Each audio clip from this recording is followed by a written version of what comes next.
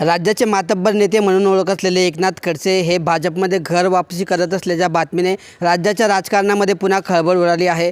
नेमकं एकनाथ खडसे भाजपमध्ये आल्यावर त्याचा काय परिणाम होणार आहे, कसे समीकरण असणार आहे, यावर बोलण्यासाठी आपल्यासोबत आता भाजपचे काही पदाधिकारी आहेत। काय सांगाल सर, या ठिकाणी एकनाथ खडसे पुन्हा भाजपमध्ये घर वापसी करत आहेत। 2019मध्ये त्यांनी राष्ट्रवादीत प्रवेश केला होता, मात्र त्यांचं मन काही रमलं नाही आहे, ते पुन्हा भाजपमध्ये येत आहेत। नेमकं काय कारण सांगता येईल की त्यांचं मन रमलं नाही? आदरणीय खडसे साहेबांच्या प्रवेशाच्या बातम्या आम्ही माध्यमातून ऐकतो आहे, त्याच्यामुळे या गोष्टीवर सरळ थेट भाष्य करणं संयुक्तिक होणार नाही। परंतु आपण प्रश्न विचारला आहे तर त्या प्रश्नावर मी माझं मत मांडतो। आदरणीय खडसे साहेब हे राजकीयदृष्ट्या अत्यंत धूर्त आणि चाणाक्ष नेते म्हणून ओळखले जातात। राजकीय नफा आणि नुकसान याचं गणित त्यांनी मनात नक्की आखलेलं असेल। जर ते भाजपमध्ये येत असतील तर त्यामध्ये नक्कीच त्याच्यामध्ये फायदा जास्त आणि तोटा कमी असा भाग त्याच्यामध्ये असावा, या दृष्टीने त्याने तो निर्णय घेतला असेल। कारण खडसे साहेबांनी विचार केला असेल की भाजपच सोडल्यानंतर आपला काय तोटा झाला, तर भाजपच सोडल्यानंतर त्यांच्याकडनं जिल्हा बँकेची सत्ता गेली, भाजप सोडल्यानंतर त्यांच्याकडनं दूध फेडरेशनची सत्ता गेली आणि भाजप सोडत असताना राज्यातील नाही, उत्तर महाराष्ट्रातील नाही, तर जळगाव जिल्ह्यातील देखील एकही आमदार खासदार त्यांच्यासोबत गेला नाही। इतकंच नाही, त्यांच्या स्नुषा असलेल्या भाजपचे खासदार आदरणीय रक्षाताई खडसे यांचं देखील ते मन वळू शकले नाही की तुम्ही देखील भाजप सोडून राष्ट्रवादीत या।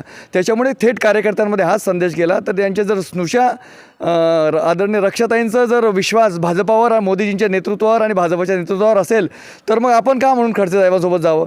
आणि राष्ट्रवादीमध्ये गेल्यानंतर त्यांना एक MLC जरूर मिळाली, पण त्याच्यामध्ये हा सोडून त्यांचा दुसरा फायदा काय झाला। तर मला असं वाटतं की खडसे साहेब जर भाजपामध्ये परतणार असतील तर यामध्ये त्यांचं स्वतःचं राजकीय पुनर्वसन असावं किंवा आप्तस्वकीयांचं राजकीय भविष्य सुरक्षित आणि निर्धारित करण्याचा उद्देश जो आहे हा पक्षवाढीपेक्षा जास्त मोठा असावा, असं माझ्यासारख्या लहान कार्यकर्त्याला वाटतं। आणि पुन्हा ते जर येत असतील तर यातून एकच अधोरेखित झालं आहे, भाजप हा नेत्यांवर मोठा झालेला पक्ष नसून कार्यकर्त्यांनी मोठ्या केलेल्या नेत्यांवर जगणारा पक्ष आहे। भाजप हा कार्यकर्त्यांचा पक्ष आहे, त्याच्यामुळे नेता किती मोठा झाला, कार्यकर्ते त्याच्या पाठीशी नसतील तर त्याला पुन्हा त्याच्या निर्णयाचा फेरविचार करायला लागतो। या निमित्त हे अधोरेखित झालेलं आहे।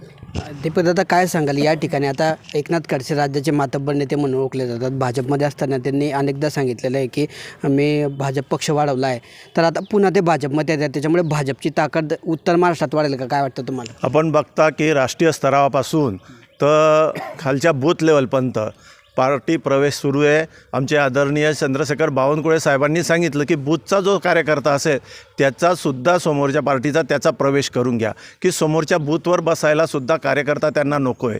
या दृष्टीने खडसे साहेब समजा भारतीय जनता पार्टीत येत असेल तर पार्टीचे आमचे आदरणीय गिरीश भाऊ आणि खडसे साहेब यांच्यामुळे ताकद वाढेल। कारण दोघी सीट तर आमच्या येणारच आहे लोकसभेच्या, पण अजून जास्त फरकाने जास्त मतांनी निवडून येणार आहे। तुम्ही बघितलं असेल की नाटकातील नट, चित्रपटातील चित्र आणि राजकारणातील मित्र हे बदलत असता, या दृष्टीने राजकारणात कायम बदलत असता आणि ह्या दृष्टीने आम्ही जो प्रयत्न चालू आहे पक्ष संघटना वाढीचा, या दृष्टीने खडसे साहेब आल्याने अजून ताकद आमची वाढेल। यांनी सांगितलं आहे की चित्रपटातलं चित्र आणि राजकारणातले मित्र हे नेहमी बदलत असतात। एकनाथ खडसे हे भाजपमधून राष्ट्रवादीत गेल्यानंतर त्यांनी अनेकदा एकदम शेलक्या भाषेमध्ये गिरीश महाजनांवर टीका केल्याचं पाहायला मिळालं होतं।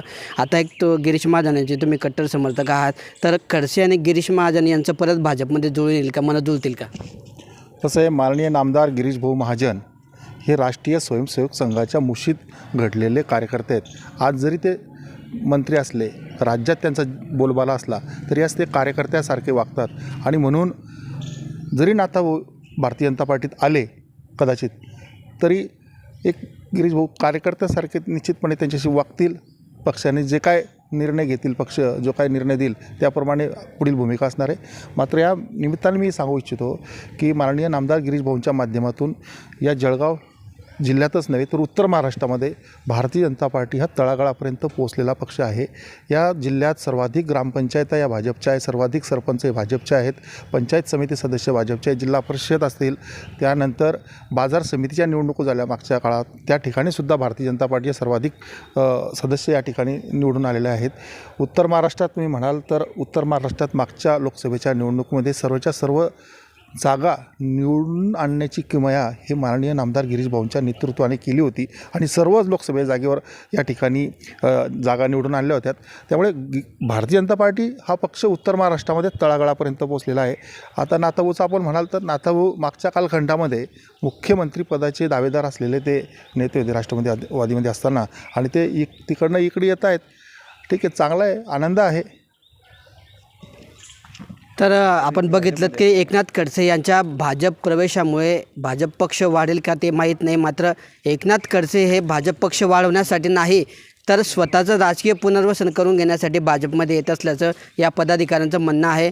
तर दुसरीकडे मात्र त्यांचे कट्टर एकनाथ खडसेंचे कट्टर वैरी समजले जाणारे गिरीश महाजन हे भाजपमध्ये आहेत. त्यामुळे आता पुढील काळामध्ये एकनाथ खडसे यांच्या भाजप प्रवेशानंतर गिरीश महाजन आणि एकनाथ खडसे यांची मनं परत जुळून येतील का हे सुद्धा पाहणं महत्त्वाचं असणार आहे. किशोर पाटील, TV9 मराठी, जळगाव.